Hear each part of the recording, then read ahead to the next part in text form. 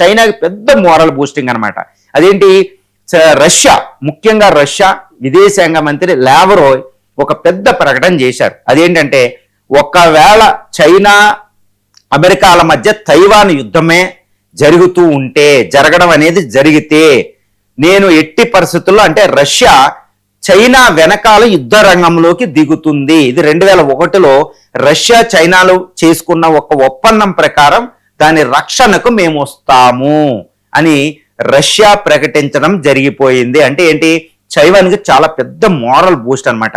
ఒకవేళ ఎట్టి పరిస్థితుల్లో తైవాన్ ఆక్రమణకి చైనా వెళితే వెంటనే యునైటెడ్ స్టేట్స్ ఆఫ్ అమెరికా దానిలో జోక్యం చేసుకుంటుంది. ఎందుకంటే ఇప్పటికే తైవాన్ దగ్గర గామ్ అని, ఒకినావా ఈ ఏరియాల్లో, తర్వాత United states of America Pacific command ఆధ్వర్యంలో ఎన్ని ఎయిర్ క్రాఫ్ట్ క్యారియర్లు, సైన్యం, యుఎస్ ఎయిర్ ఫోర్స్ అక్కడ మోహరింపులు చేసి ఉంది.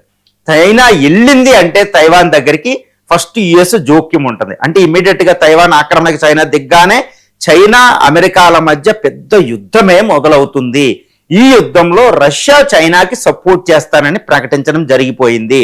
అంటే రష్యా చైనాలు అమెరికాతో యుద్ధం వెళ్తే వెంటనే వచ్చే దేశం ఉత్తర కొరియా, ఆ పక్కన కిమ్ జాంగ్ ఉన్.